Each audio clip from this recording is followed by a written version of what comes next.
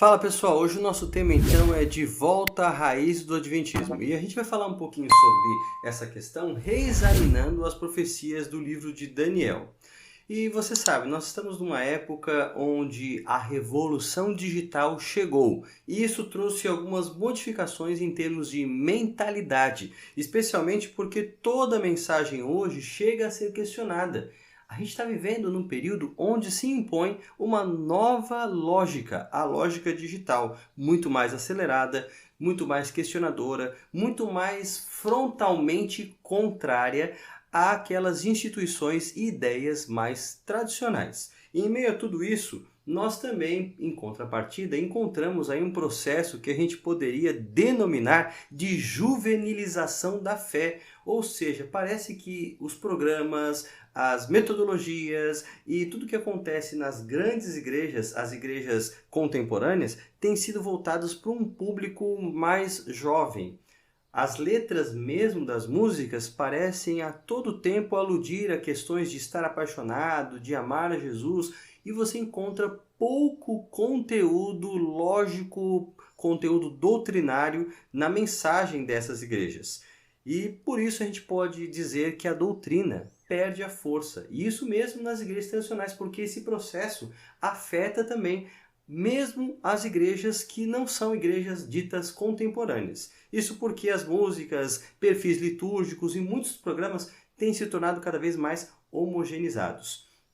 Por causa disso, o Adventismo também não está imune a todos esses questionamentos que têm surgido aí. E claro, por isso surgem novas interpretações, até mesmo interpretações proféticas, que é uma área em que a igreja tem bastante interesse, tem se preocupado e faz parte da sua identidade, e nós temos que estar bem atentos a tudo isso. Como a gente pode transmitir então o legado adventista às novas gerações? Como é que a gente pode influenciá-las no meio dessa concorrência tão grande? E é para cumprir esse objetivo principal que nós vamos reexaminar de forma muito breve os principais artigos da fé adventista. Não examinar as doutrinas, mas pensar na contribuição adventista, que é justamente o seu estudo das profecias. Por que a Igreja Adventista tem a base profética que tem? E claro, quando a gente pensa em reforma, a gente logo pensa num retorno às Escrituras. Mas a gente já falou aqui em vários vídeos do canal que os reformadores mantiveram também muitos pontos da própria tradição. Em contrapartida, surgiram também movimentos restauracionistas que queriam manter a ideia de voltar aos princípios que se vivia na época do Novo Testamento. Esses movimentos restauracionistas também fazem parte da reforma, mas são grupos marginais, não estão ligados aos reformadores magisteriais, como são conhecidos Lutero, Calvino, Zwinglio e os seus seguidores.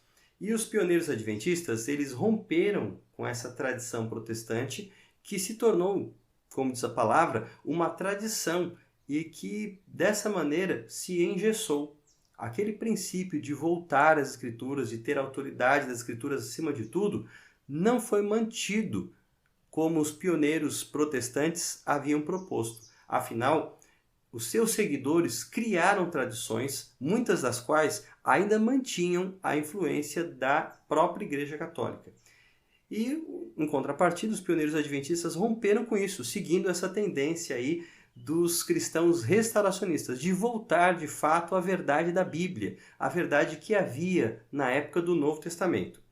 E quando a gente pensa em tudo isso, dá para dizer que os pioneiros adventistas pavimentaram um caminho para uma nova estrada. E eles foram bastante coerentes no uso do princípio sola escritura, que é esse princípio que eu acabei de mencionar, da autoridade das escrituras, de fazer com que a nossa fé derive em todos os seus aspectos daquilo que diz o assim diz o Senhor. Agora, como é que nós podemos manter então as mesmas convicções que os pioneiros adventistas? Em contrapartida, a gente tem que inovar em muitos aspectos, mas manter a herança deles. Essa é a nossa segurança, acreditar na palavra de Deus. Nós vamos abordar esse tema, um tema que é muito necessário nesse contexto de novas gerações, para que, de fato, a gente transmita o legado àqueles que chegarem depois de nós. Nós vamos reexaminar a interpretação dos adventistas de Daniel. Para começar, então, vamos ver o que o próprio Jesus diz lá em Mateus 24, 15. você percebe que ali, nesse capítulo profético, ele recomenda a leitura de Daniel. Jesus cita muitos profetas, cita muitos livros da Bíblia, às vezes ele não se refere ao autor, mas em alguns casos sim, mas o único exemplo que nós temos de Jesus dizendo leia esse livro está em Mateus 24:15 e se refere ao livro do profeta Daniel. Também é curioso porque Jesus enfatizou o cumprimento futuro daquelas profecias de Daniel, quando vier o abominável da desolação. Em outras palavras, o que Daniel disse, e vale lembrar que Daniel está mais ou menos aí uns 600, 500 e poucos anos antes de Cristo, Jesus fala que os acontecimentos que ele previu estão no futuro em relação a Jesus. Muitos dizem que Daniel apenas era uma espécie de jornalista, narrando coisas que já estavam acontecendo. Nesse sentido aí, não teria a menor importância o que Jesus está dizendo. Seria algo desconexo. Se aquilo que Daniel havia escrito já tinha se cumprido, Jesus teria errado, porque ele mesmo coloca o cumprimento de Daniel no futuro. Isso faz com que a gente perceba que Jesus não era o que a gente chama de preterista, aquelas pessoas que acreditam que as profecias vão se cumprir no passado, na época do próprio profeta. Jesus não era um preterista. Ao mesmo tempo, Jesus, como a gente pode notar, ele coloca um cumprimento breve para as profecias de Daniel. Ele também não pode ser considerado um futurista. Futuristas são aquelas pessoas que entendem que as profecias vão se cumprir apenas lá no futuro muito remoto, já perto dos acontecimentos finais. Jesus não está em nenhum dos dois extremos. Ele entende que a profecia vai se cumprindo ao longo da história. É o mesmo princípio que nós usamos como adventistas, o princípio historicista. Vale notar também que Jesus usa uma outra expressão que é bastante presente no livro de Daniel para se referir a si mesmo. É um dos títulos que ele mais usa para falar de si, que é o título Filho do Homem. E em alguns casos, Jesus atribui a essa expressão um sentido, o mesmo sentido que nós encontramos em Daniel, que é messiânico e apocalíptico. E em Marcos 10:45, Jesus faz uma junção muito interessante da expressão filho do homem com o servo sofredor lá do livro de Isaías. Ele apresenta esses dois aspectos. Jesus fala dele mesmo, o filho do homem, como alguém que serviria, que seria sacrificado, mas também como alguém que detém todo o poder. Interessante, né? Jesus trabalha essas duas ideias para mostrar os dois aspectos do seu ministério, da sua pessoa. Mas ao falar da vinda do reino, Jesus também se aproxima de Daniel. Então, a gente pode afirmar, por esses detalhes e tantos outros, que a abordagem historicista é compatível com a visão do próprio Jesus. Agora, quando a gente fala de historicismo, existe um princípio que é muito importante para a interpretação profética historicista, que é o princípio dia-ano. Esse princípio não surgiu com a Igreja Adventista, ele já existia muito tempo antes e ele tem sido questionado cada vez mais. Praticamente hoje, quem aceita esse princípio são os adventistas e poucos estudiosos além deles. Mas, para a gente pensar um pouquinho nesse princípio, vale lembrar que as Escrituras apresentam Deus como o Senhor da história. E as profecias, elas sempre tendem a descrever circunstâncias ruins, negativas, circunstâncias onde a atuação do mal tem lugar, apesar de enfatizar que Deus, sim, é o Senhor da história. E nesses conflitos entre bem e mal, vale lembrar que o Senhor prevalece e ele permanece, então, no controle. E esses eventos narrados nas profecias, eles cobrem boa parte do tempo. São eventos longos. Mas, em comparação com os eventos, o tempo descrito nas profecias é muito curto. Geralmente ele aparece discriminado em dias, o que parece incompatível com a natureza dos eventos que devem acontecer. Aí nós temos que pensar, se há elementos simbólicos nas profecias, será que o próprio tempo também não seria simbólico? Agora olha que interessante, se a gente pensar nessa lógica, a gente entende que as profecias estão se encaminhando de fato para o tempo do fim, como diz o próprio profeta Daniel.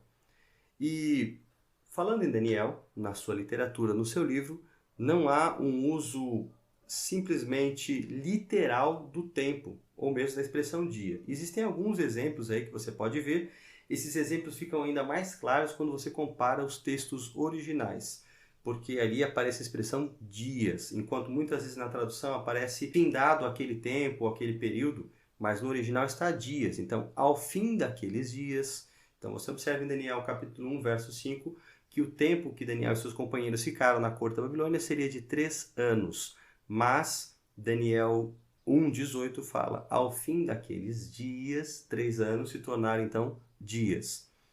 Daniel 4,25 também fala do período que Nabucodonosor ficaria vivendo como animal, um período de 7 anos, e o verso 34 afirma ao final daqueles dias. A gente tem 2 exemplos aqui, onde as expressões dias e anos são intercambiáveis, tá?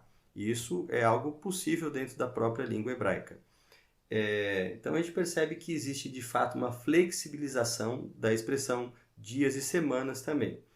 Alguns termos que aparecem aí não são usuais, vários textos na Bíblia que mostram de fato essa discrepância do livro de Daniel. Ao mesmo tempo, nós temos alguns antecedentes no próprio Pentateuco dessa expressão dia. Nós temos aí alguns casos, o ano jubileu é um desses casos, nós temos também aí ano sabático, também é outro desses casos, e você tem aí um outro caso que é mais conhecido, que é o período em que os espias de Josué eles analisam a terra. Então, todos esses textos, eles abrem um precedente para entendermos a abordagem que Daniel faz do tempo, mostrando que o tempo pode ser flexibilizado e que muitas vezes você tem essa noção de semanas de anos, entende? A semana de ano é usada nas profecias de Daniel. Para mostrar que muitas vezes o tempo ele pode indicar não dias, mas anos. E o que dizer da interpretação profética de Daniel da ponta pequena?